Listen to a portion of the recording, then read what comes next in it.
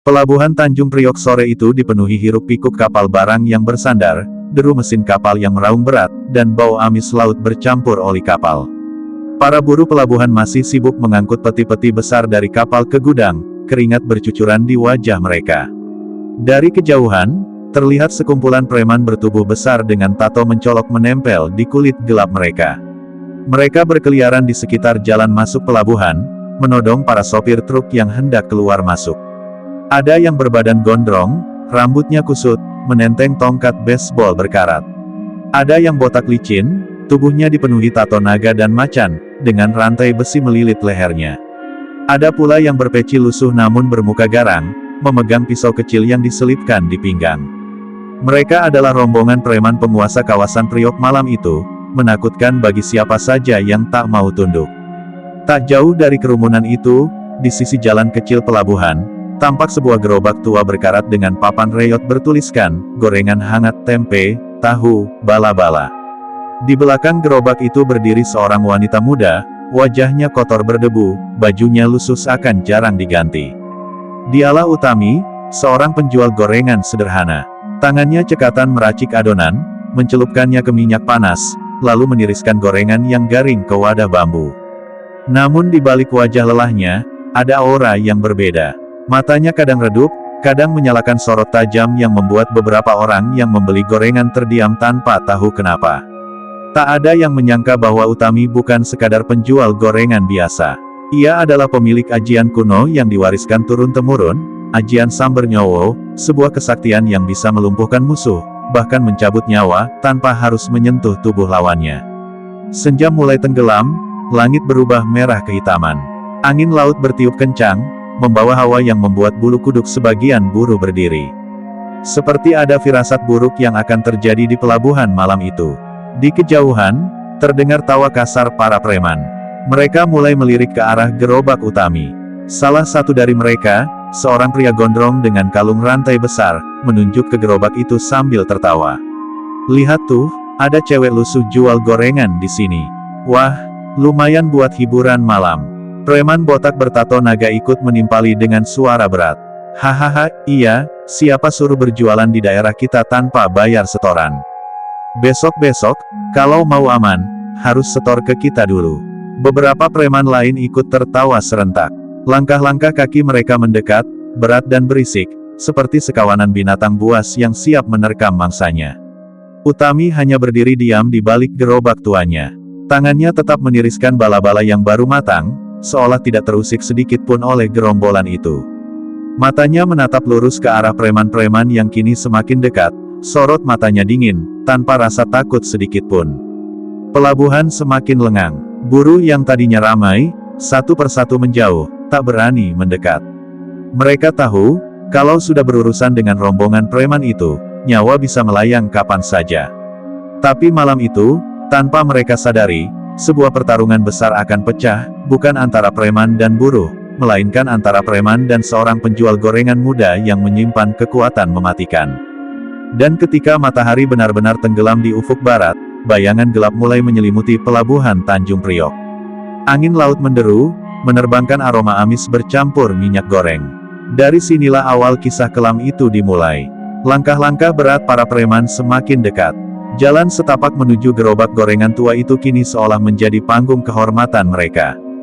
Derap sepatu bot, suara sandal jepit yang diseret kasar, bahkan bunyi rantai besi yang saling beradu menciptakan irama mencekam di antara deru angin laut. Orang-orang sekitar hanya bisa mengintip dari kejauhan, bersembunyi di balik tumpukan peti kemas atau tiang beton gudang. Mereka tahu, sebentar lagi, sesuatu yang buruk akan terjadi. Semua wajah menegang, menahan napas, berdoa agar kejadian malam itu tidak berujung darah. Seorang preman gondrong yang mengenakan singlet putih kumal maju lebih dulu. Tato barong menutupi dadanya, keringat mengilap di kulitnya yang coklat legam. Dia menunjuk gorengan yang masih mengepul di atas nampan bambu. "Hahaha, bau gorengannya enak juga nih. Hei, Neng, sini kasih abang satu gorengan gratis. Kalau enggak, gerobak lo gue tendang ke laut," katanya dengan nada melecehkan. Preman lain bersuara lantang, menertawakan ucapan temannya. "Gratis, hahaha, harusnya semua buat kita, kali." Masa kita preman pelabuhan harus bayar makan? Botak bertato naga mendekat, tangannya meraih tahu goreng yang baru saja diangkat dari wajan. Tapi sebelum tangannya menyentuh gorengan, Utami menoleh perlahan. Tatapan matanya redup, namun ada sinar asing di sana, tajam, menusuk, dan dingin. Dalam sepersekian detik, preman botak itu terpaku. Tangannya berhenti di udara, tubuhnya mendadak kaku seperti membeku. Sorot mata Utami menelusuk jauh ke dalam jiwanya, seakan ada tangan tak kasat mata yang mencengkeram nadinya. Nafasnya tercekat, jantungnya berdegup kacau. Gila, apaan ini? Gumamnya lirih, sebelum buru-buru menarik tangannya, wajahnya berubah pucat. Teman-temannya menertawakan sikapnya, tidak sadar apa yang baru terjadi. Wah, si botak takut sama cewek lusuh begini. Hahaha, jangan-jangan lo naksir sama dia, bro. Botak itu hanya diam, menelan ludah. Ia merasa ada sesuatu yang salah, tapi gengsinya sebagai preman membuat ia bungkam. Preman gondrong lain maju. Rambut panjangnya menutupi wajah, kalung rantai besar bergoyang di dadanya. Ia mengambil satu bala-bala lalu menggigit kasar. Hahaha, lumayan. Neng, lo jualan enak juga. Tapi mulai malam ini, lo jualan di sini harus setor. Kalau enggak, lo yang gue goreng, bukan tahu sama tempe lo. Tawa mereka pecah serentak. Suasana semakin menegang. Angin laut bertiup lebih kencang, membuat api di tungku minyak gorengan bergetar. Utami tetap diam. Tangan kecilnya masih sibuk menggoreng, matanya dingin memandangi mereka satu persatu. Tidak ada ketakutan, tidak ada keraguan. Salah satu preman yang membawa tongkat baseball mengangkat senjatanya tinggi-tinggi, hendak menghantam gerobak Utami. Udah cukup bercanda, gue mau kasih tanda, biar dia tahu siapa penguasa di priok ini. Tongkat itu melayang ke udara. Orang-orang yang mengintip dari jauh menutup mulut, takut teriak. Semua merasa akhir penjual gorengan muda itu sudah dekat. Namun sebelum tongkat itu benar-benar menghantam gerobak tua, sesuatu terjadi. Utami mendongak. Pandangan matanya tajam, hitam pekat bagai malam yang tidak berbintang. Dari sorot matanya keluar hawa dingin yang menusuk. Dalam sekejap, preman bertongkat baseball itu terhuyung. Matanya melebar, nafasnya tercekat. Tangannya gemetar hebat, tongkat baseball yang dipegangnya terlepas dan jatuh menghantam aspal. Brang! Tubuhnya limbung, lalu jatuh tersungkur ke tanah. Nafasnya tersengal, wajahnya memucat, seperti orang yang kehilangan separuh nyawanya. Preman lain terperangah. Mereka tidak melihat Utami bergerak sedikit pun, bahkan tidak menyentuh lawannya. Tapi salah satu dari mereka sudah roboh begitu saja. Hening. Angin laut mendadak terasa dingin menusuk tulang. Dari arah buruh yang bersembunyi terdengar bisik-bisik. Itu ajian samber nyowo. Ya Allah, beneran ada, jangan-jangan perempuan itu. Tapi bisik-bisik itu hanya sebatas angin. Preman gondrong menggeram marah, wajahnya merah padam. Berani lo main trik sama kita? Hah? Anak-anak, hajar aja sekalian, teriaknya lantang. Puluhan preman lain mulai menggeram, mengepung Utami dan gerobaknya. Rantai besi digoyangkan, pisau ditarik keluar, dan tongkat kayu beradu dengan aspal. Utami berdiri tegak di balik gerobak tuanya, wajahnya dingin, matanya menyalakan aura kematian. Senyum samar muncul di bibirnya. Datanglah, kalau kalian memang berani. Kalimat itu lirih, namun cukup membuat nyali sebagian preman menciut. Karena mereka tahu, malam itu mereka tidak sedang berhadapan dengan penjual gorengan biasa. Mereka sedang menantang seorang pemilik ajian yang bisa merenggut nyawa, tanpa tersentuh. Suasana pelabuhan Tanjung Priok malam itu benar-benar berubah. Tadi hanya riuh oleh suara buruh dan kapal, kini yang terdengar hanyalah desiran angin laut yang dingin, bercampur ketegangan yang menekan dada setiap orang yang menyaksikan. Puluhan preman itu kini mengepung gerobak Utami. Lingkaran mereka rapat, wajah-wajah kasar dipenuhi tato, mulut mengumpat dengan kata-kata kotor. Ada yang menggenggam rantai besi, ada yang menenteng pisau, ada pula yang menggertakkan gigi sambil menatap Utami penuh kebencian. Namun di balik kerumunan itu, Utami tetap berdiri tegak. Tubuhnya yang mungil kontras dengan kerumunan para preman berbadan besar. Minyak di wajan masih mendidih, gorengan masih mengapung di permukaan, seakan tak peduli pada ketegangan di sekitarnya. Preman gondrong yang sejak tadi memimpin kelompok itu melangkah maju. Suaranya lantang, bergetar karena amarah bercampur gengsi. Anak-anak, Jangan kasih ampun. Tunjukin sama cewek kotor ini siapa penguasa Priok. Dengan teriakan itu, sekelompok preman langsung bergerak maju. Rantai besi terayun, tongkat kayu diangkat, dan pisau-pisau berkilat di bawah cahaya lampu pelabuhan. Orang-orang yang bersembunyi di balik peti kemas memejamkan mata, tak tega melihat seorang wanita muda akan dihabisi. Namun sebelum senjata-senjata itu benar-benar menyentuh Utami, sesuatu yang tak kasat mata terjadi. Utami mengangkat kepalanya. Sorot matanya kini berubah pekat, hitam legam, bagai pusaran kegelapan. Bibirnya bergerak pelan, seolah melafalkan sesuatu yang tak dimengerti telinga manusia biasa. Angin laut yang semula berhembus biasa mendadak berubah dingin menggigit, membawa aroma amis yang menusuk hidung. Lampu-lampu pelabuhan bergoyang, cahayanya redup berkedip-kedip. Dan seketika itu juga, brak, seorang preman berambut gondrong yang mengayunkan rantai besi tiba-tiba jatuh tersungkur, tubuhnya kejang-kejang, matanya mendelik putih. Dari mulutnya keluar busa, tangannya mencakar-cakar aspal tanpa daya. DUARR. Preman lain yang hendak menusukkan pisaunya ke arah Utami mendadak berhenti di tempat. Tubuhnya kaku, wajahnya menegang, lalu jatuh menghantam tanah keras dengan suara berat. Tidak bergerak lagi. Yang lain ikut panik. Apaan ini? Kenapa mereka tumbang sendiri? Teriak salah satu preman botak. Tapi sebelum ia sempat berlari, sorot mata Utami menembus dirinya. Dalam sekejap, ia merasa dadanya diremas tak kasat mata. Nafasnya sesak, tulang-tulangnya bergetar hebat, lalu tubuhnya terhempas ke tanah.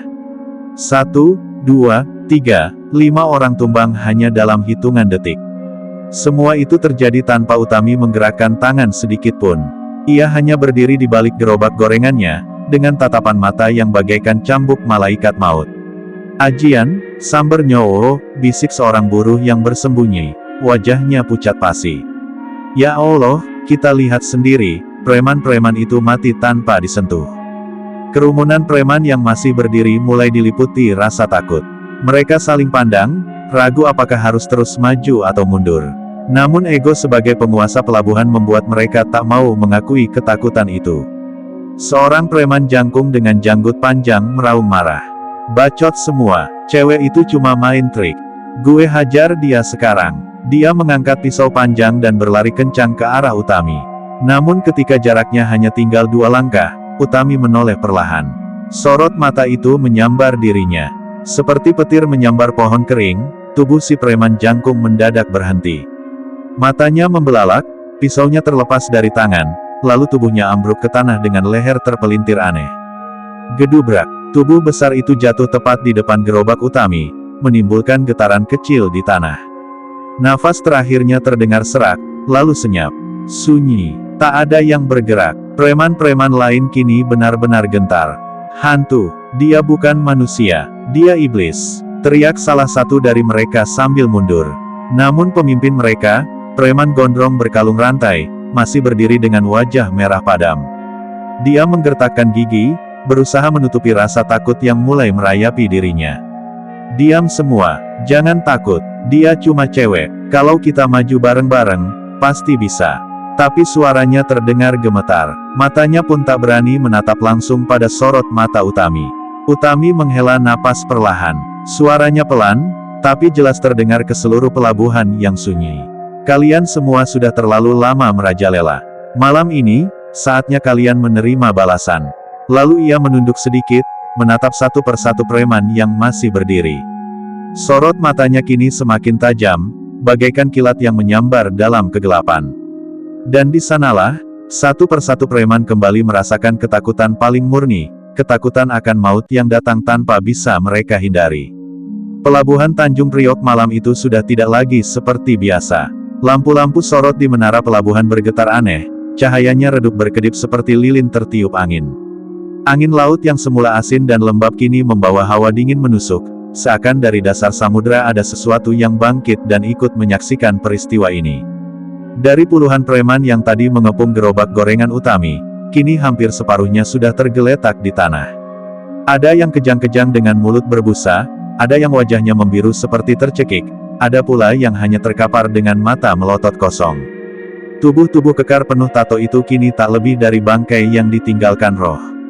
Utami masih berdiri di tempatnya, Tangan kirinya memegang sutil gorengan, tangan kanannya menggenggam nampan bambu. Tubuhnya tidak beranjak sedikit pun sejak awal, namun kekuatannya merenggut nyawa bagaikan malaikat maut yang turun ke bumi. Preman-preman yang tersisa kini benar-benar ketakutan.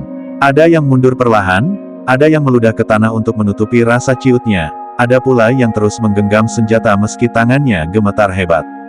Namun pemimpin mereka, preman gondrong berkalung rantai besi, berusaha keras menahan wajahnya agar tetap garang. Keringat dingin bercucuran dari pelipisnya, meski angin malam menusuk tulang.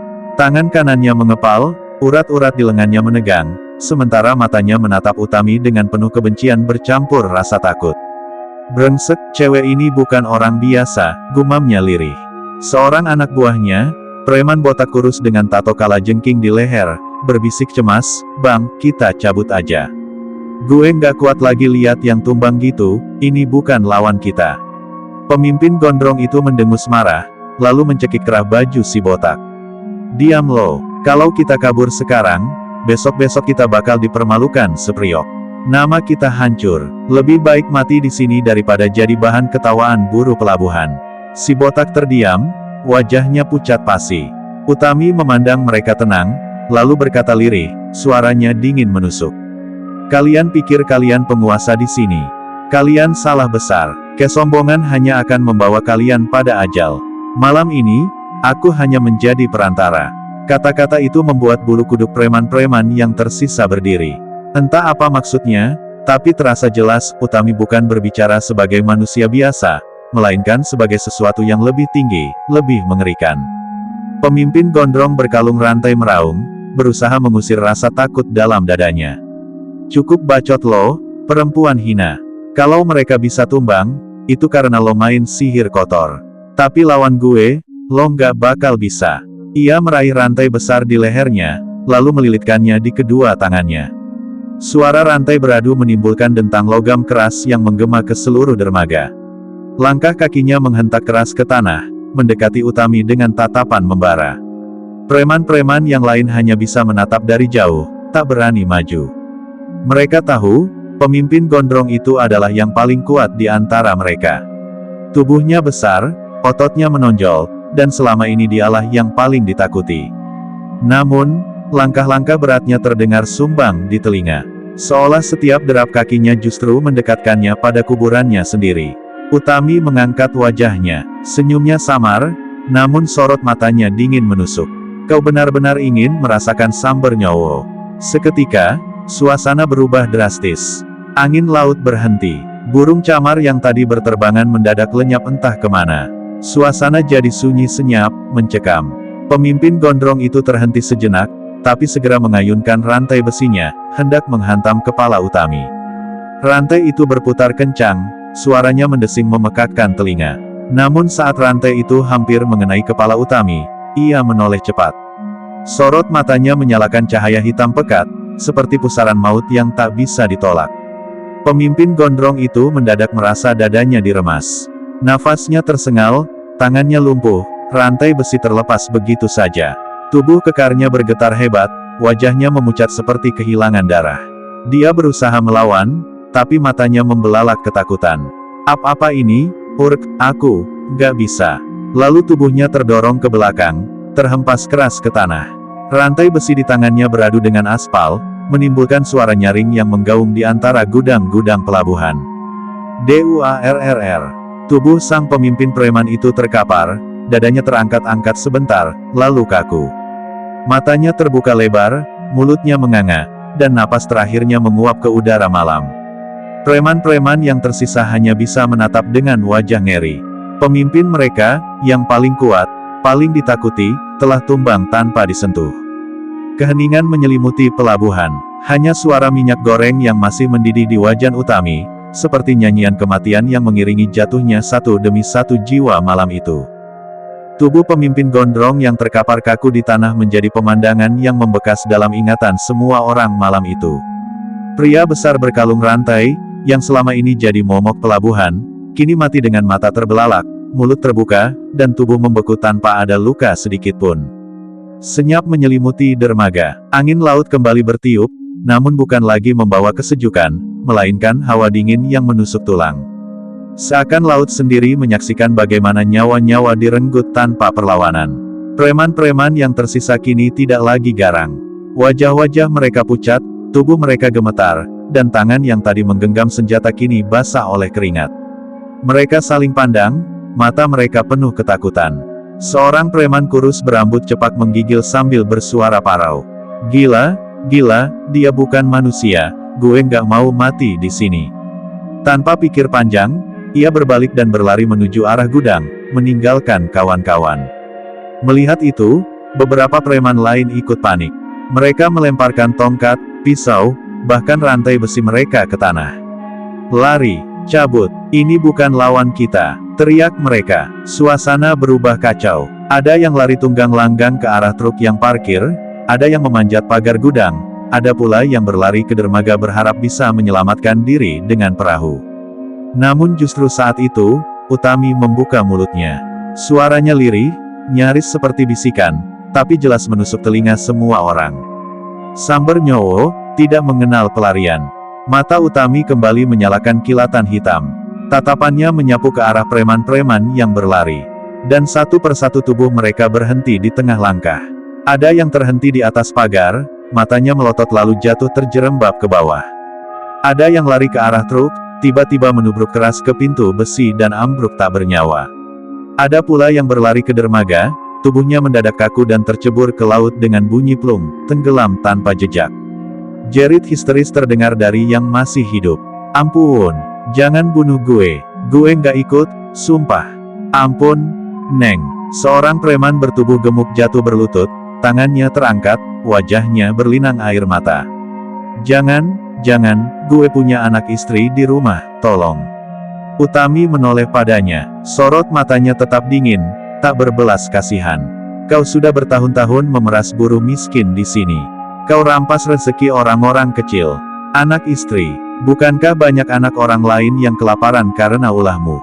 Preman gemuk itu menangis meraung, tubuhnya gemetar hebat.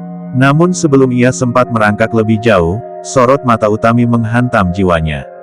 Tubuh besar itu langsung kaku, lalu terkapar ke tanah, nafasnya terhenti. Kini, hanya tersisa segelintir preman yang masih berdiri, tubuh mereka gemetar, wajah pucat pasi, mata melirik ke kanan kiri seperti tikus terpojok. Seorang di antaranya, preman gondrong dengan selayar merah di leher, berteriak histeris. "Dia iblis! Dia bukan manusia! Cabut! Cabut!" Namun langkahnya terhenti saat sorot mata Utami menancap padanya. Ia menjerit keras, lalu tubuhnya jatuh terjerembab, kejang-kejang sebentar, sebelum akhirnya diam tak bergerak. Yang lain semakin panik. Ada yang mencoba berlari ke arah buruh yang bersembunyi, berharap bercampur di antara mereka. Tapi sebelum ia sempat sampai, tubuhnya jatuh tersungkur, wajah menghantam aspal, mati di tempat. Buruh-buruh yang menyaksikan dari kejauhan terdiam ngeri. Mereka tahu, malam itu bukan manusia yang membasmi para preman. Itu adalah kuasa gaib, ajian kuno yang melegenda, tapi jarang disaksikan langsung, Samber Nyowo. Satu demi satu preman tumbang, tersisa hanya 2 orang yang masih berdiri, wajah pucat, tubuh gemetar. Mereka saling pandang, lalu salah satunya, preman berjenggot lebat, jatuh berlutut sambil menunduk. "Maafkan kami, jangan bunuh kami akan pergi dari sini, kami nggak akan balik lagi." Utami menatap mereka lama, senyum tipis tersungging di bibirnya. Namun bukannya menjawab, ia hanya menunduk, lalu menatap tajam sekali lagi. Dalam sekejap, keduanya pun roboh, terhempas ke tanah tanpa suara. Sunyi. Pelabuhan Priok yang tadi dipenuhi tawa kasar dan gertakan senjata kini hanya meninggalkan tubuh-tubuh tak bernyawa yang berserakan di atas aspal dingin. Bau amis laut bercampur dengan bau kematian yang menusuk hidung. Utami berdiri diam, tangannya kembali mengambil sutil, mengangkat gorengan dari minyak, lalu meletakkannya di nampan bambu. Seolah tidak terjadi apa-apa, buruh-buruh pelabuhan yang tadi bersembunyi mulai keluar perlahan, wajah mereka pucat, namun sorot mata mereka penuh rasa hormat bercampur takut. Tak seorang pun berani mendekat terlalu dekat. Mereka tahu, malam itu, pelabuhan Tanjung Priok tidak lagi dikuasai para preman. Tapi juga bukan berarti aman sepenuhnya. Karena kini, Pelabuhan itu telah menjadi saksi kekuatan seorang wanita muda lusuh, penjual gorengan, pemilik ajian Sambernyowo.